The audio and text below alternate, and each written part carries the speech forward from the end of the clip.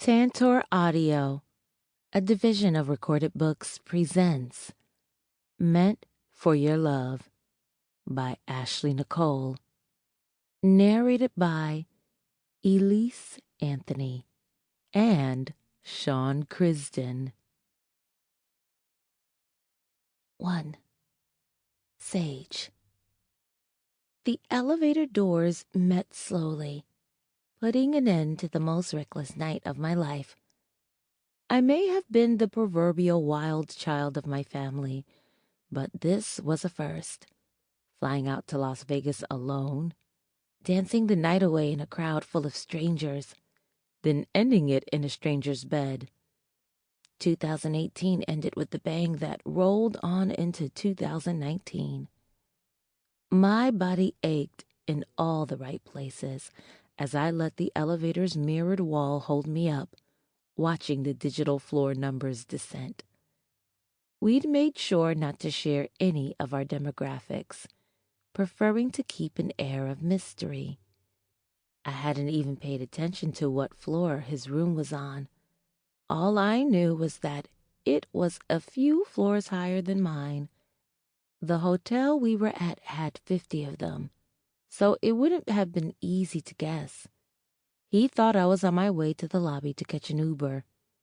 I'd be doing that in a few hours to get home, but right now, I was watching the doors open on the 35th floor and doing my best not to stumble my way down the hall to my room, barefoot.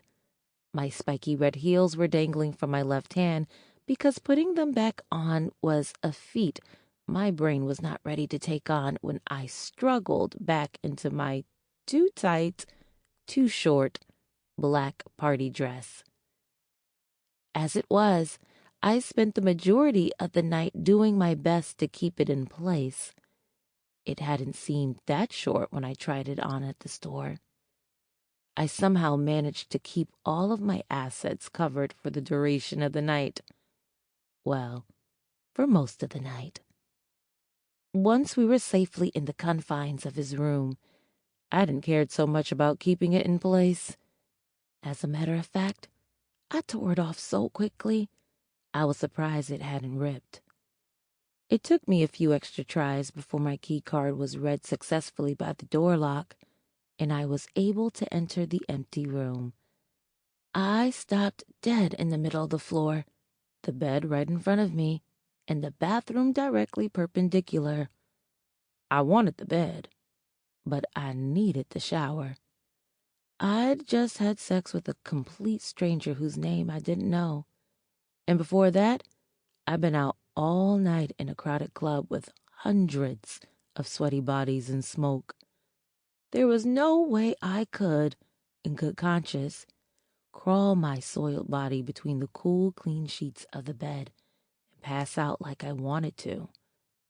No, I'd go spend some time in the rainfall shower first, with a shower cap. My hair could wait until I touched back down at home. I could easily pull it back into a ponytail for the flight. No muss, no fuss, no brush. So, that's what I did. I didn't have my super coarse body loofah that I used daily at home, so I'd just have to scrub like crazy with the white washcloth the hotel provided. I did, too. Scrubbed every inch of my body like it was the dirtiest it had ever been. I stayed in the enormous glass shower that probably could have held 10 people, easy, for as long as I could. It was more so because I'd been with someone I didn't know, not necessarily because he came off as dirty or anything. On the contrary, actually, he smelled amazing, like he'd stepped straight out of the shower and into the club. Even after hours of being there, his body still smelled fresh once we were back in his room. So, I wasn't really worried about that. I don't know. I just never done anything like that. I had been warned off of doing things like that my entire life. I knew going home with a strange man in a town I wasn't familiar with was stupid in this day and age. It could have ended very differently. Truth moment. I hadn't cared. I just wanted to do something wild. No, it wasn't climbing Mount Everest or getting a tattoo on my behind, but it was still reckless, and it was just for me. I hadn't done it to prove anything to anybody or aggravate my uptight parents. I'd done it for me. Me. Sage Devereaux. And I was proud of me. "Morning, boss lady. Happy New Year," I greeted as I walked into my sister's office 2 days later.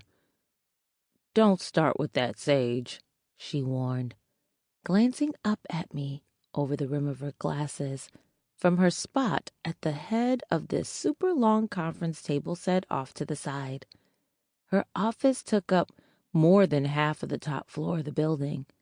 The panoramic view the tall windows provided was to die for. Not that she ever stopped working long enough to look. "Oh, sorry.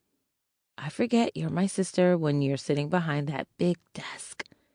Well, in this office," I teased, accepting the hug she offered before dropping back down into her seat.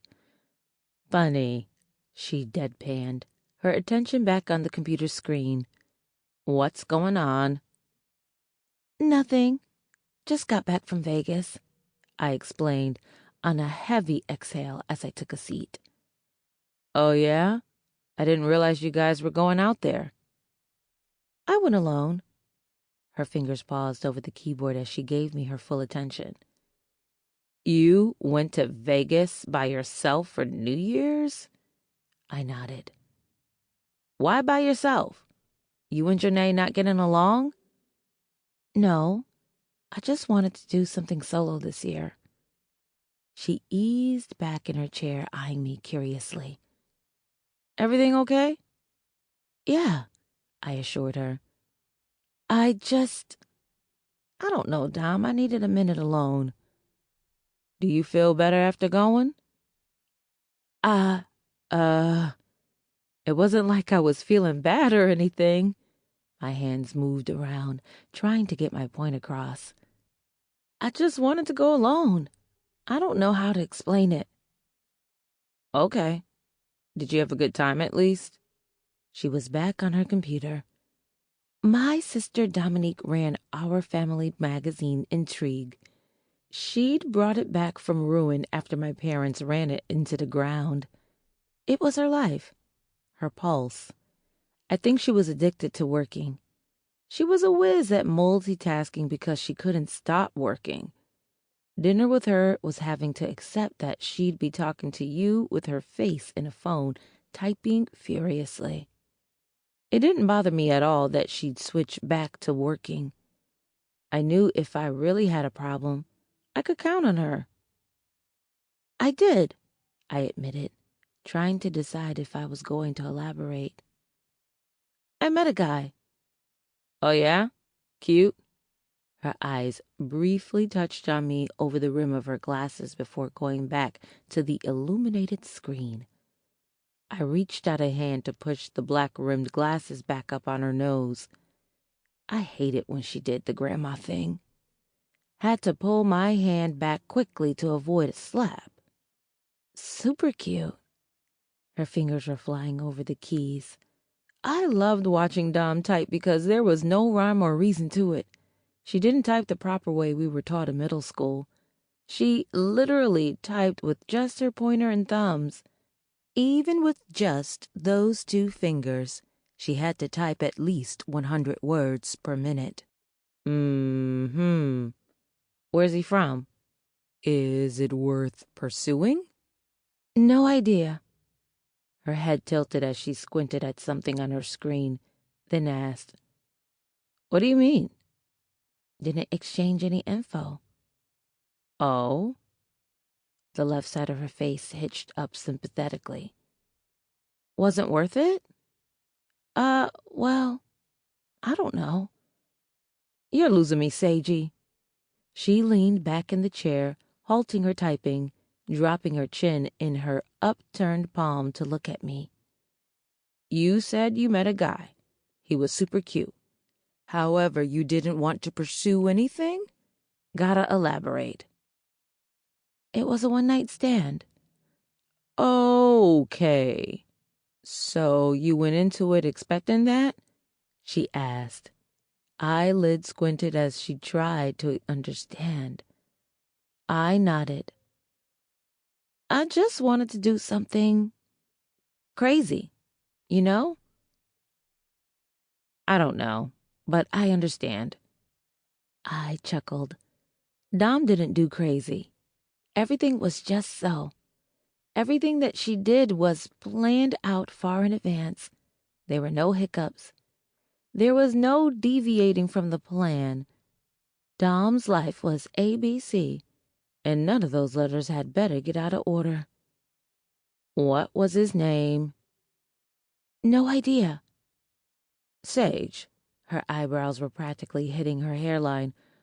Was this a real man or what? Yes, Dom, I giggled. He was very real. We just didn't exchange any information. Not even a name? Not even. Wow. That is something.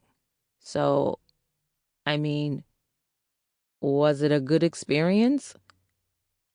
Amazing, I sighed, dropping my gaze to my folded hands. Regretting the decision to not exchange information? Kinda, sorta, I revealed.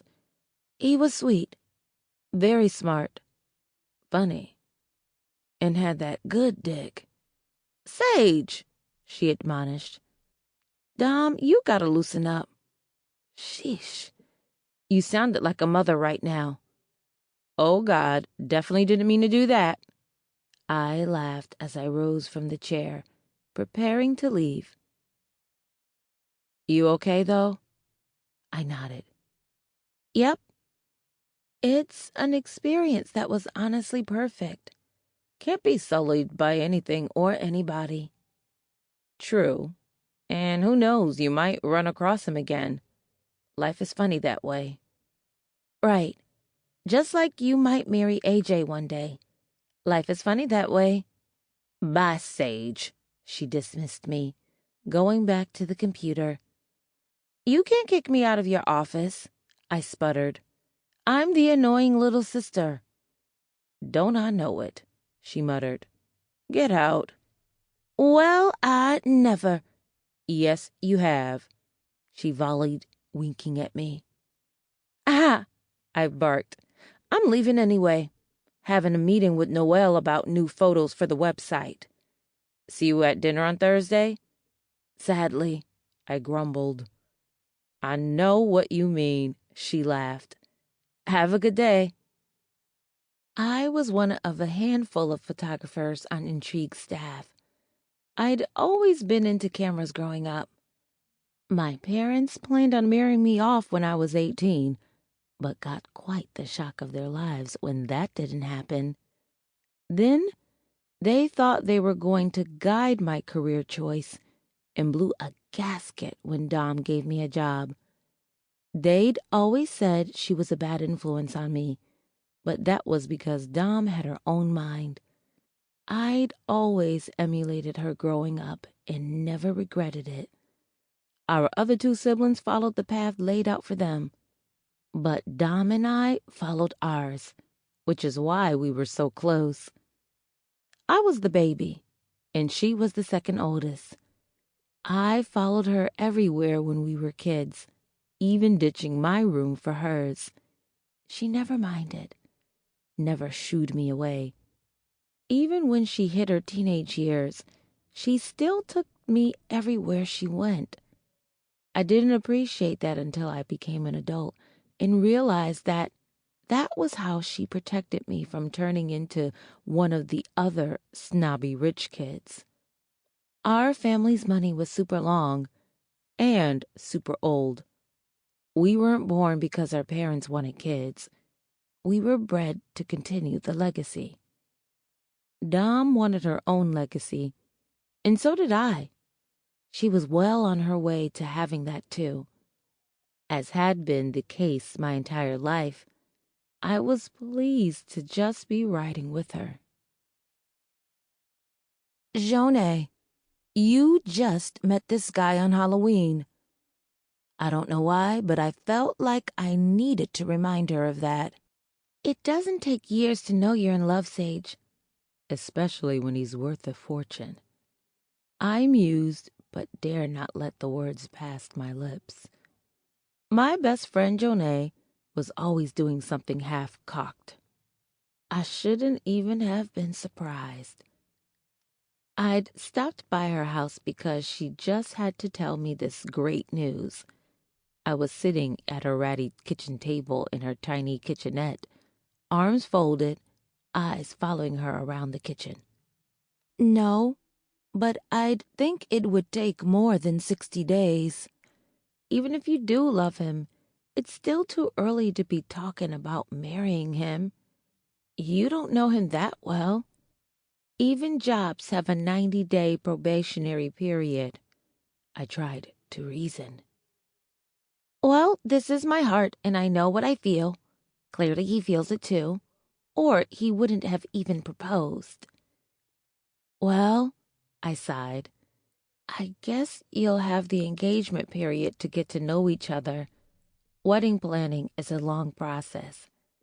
Sage, I know him well enough, and the engagement period isn't going to be long.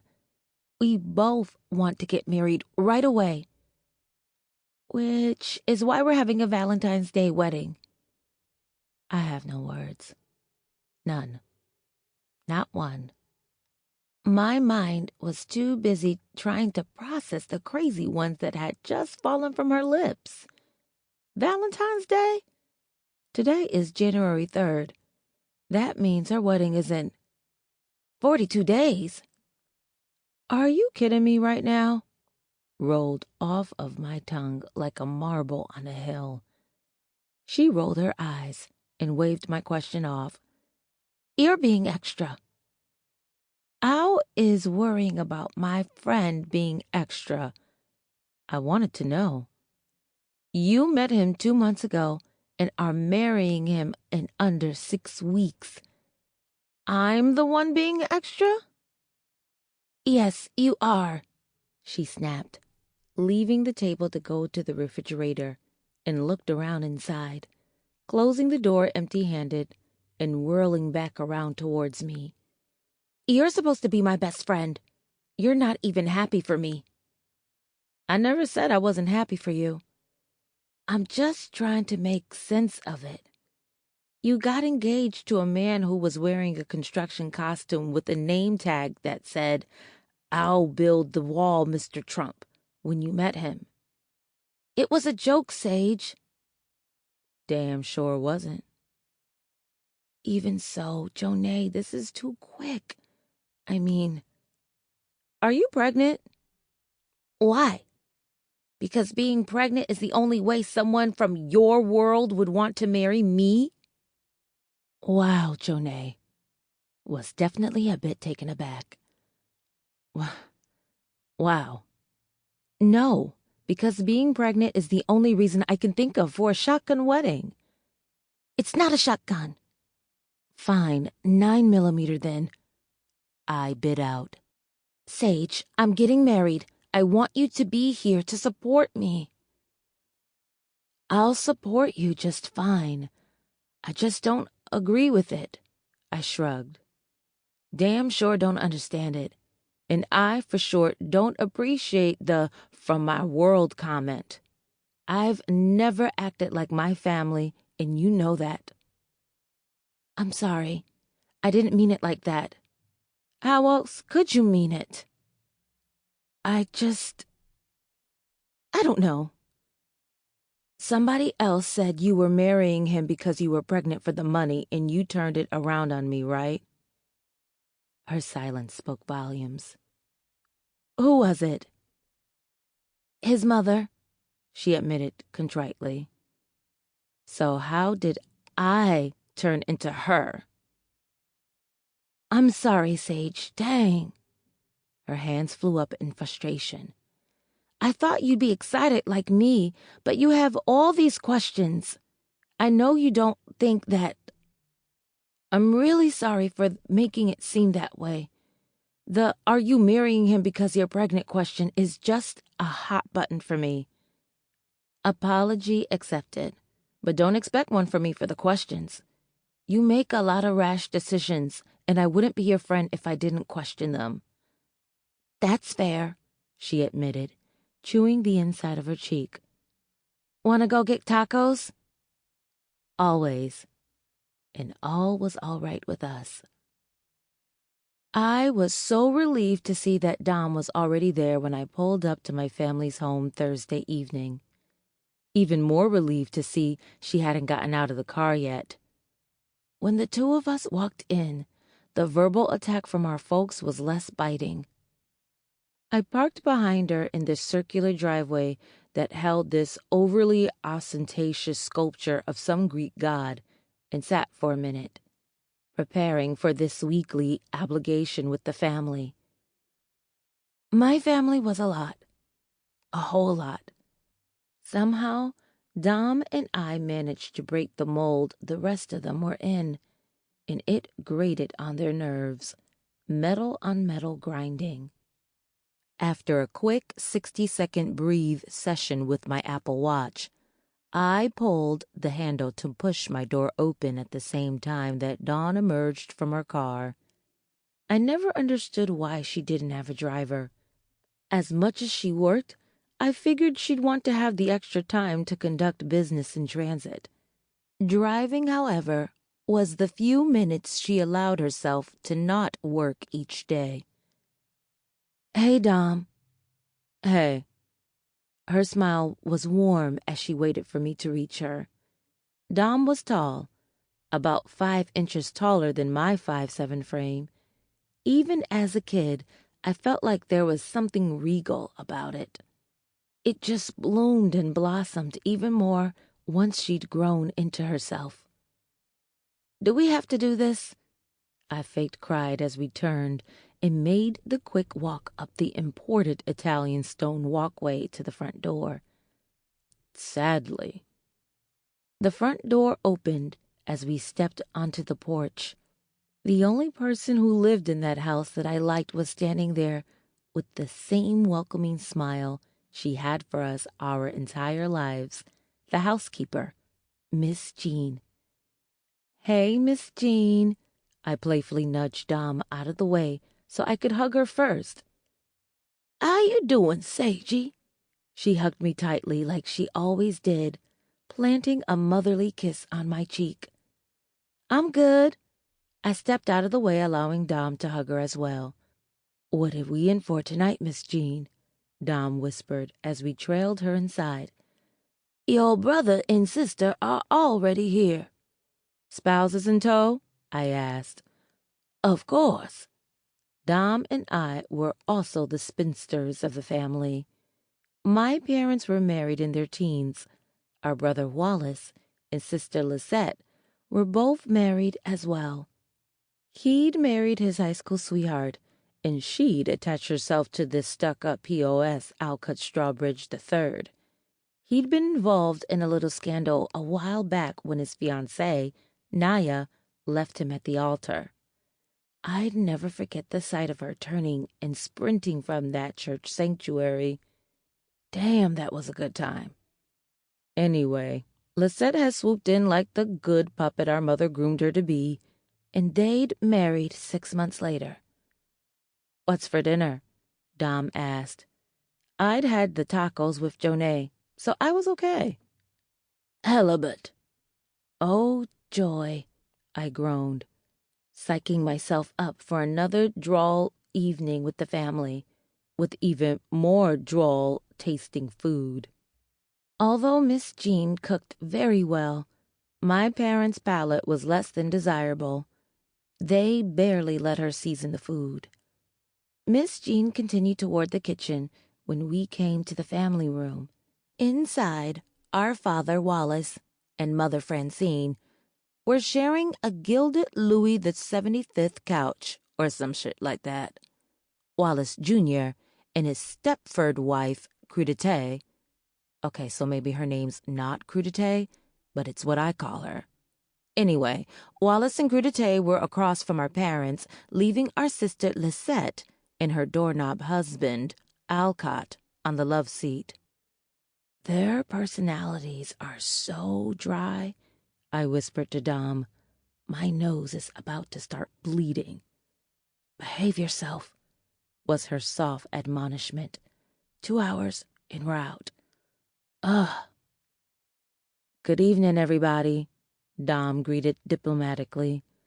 Although she'd chosen her own way, she was always super respectful. Too respectful, if you ask me.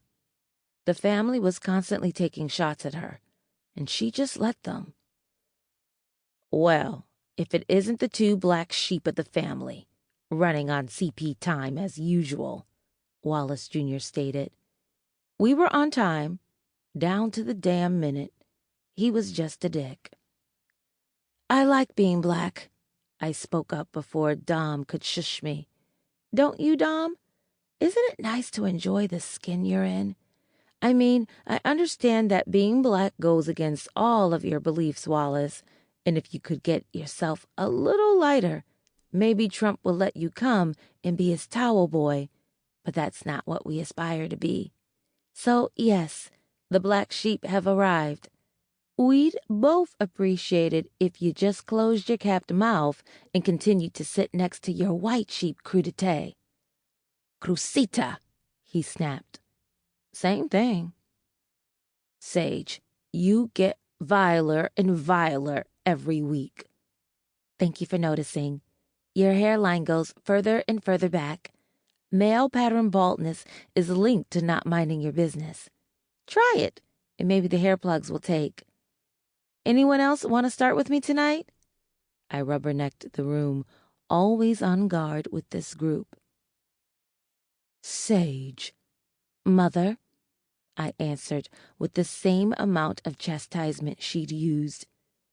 Even though I'd grown up learning everything from Dom, the one thing I'd evolved on more than her was defending myself against the constant verbal assaults lobbed at us when we came to these stupid dinners. Wallace Jr. and Lisette liked to try and shame us for being different, and I never let it slide. Lisette had apparently learned her lesson after I spent our last family meal talking up Nia Jacobs, nay, Buford, and her husband, Shy. Alcott's family had been shamed to shit when she left him at the altar, and Lisette was a rebound. Over prime rib and kale, I'd repeated that all through dinner.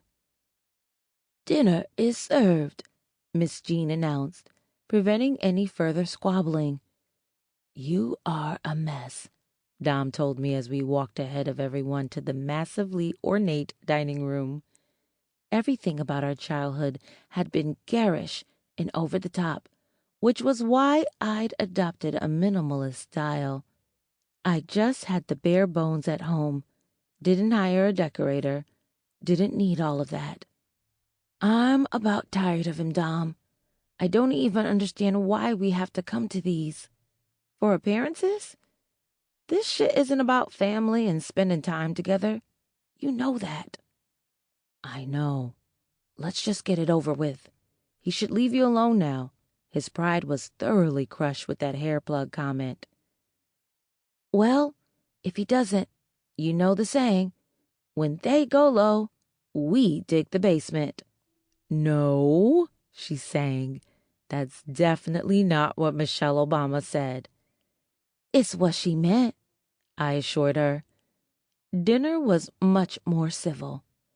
Wallace Jr. and Alcott spent it boring everyone with work talk. If you don't hurry up and marry AJ, they're going to marry you off to someone like your brother, I warned Dom, whose face had been in her phone throughout the meal. Both of our plates sat in front of us, untouched. I'm married to my magazine. Cheat on it. Eat your halibut. Eat your nasty halibut. Sample complete. Ready to continue?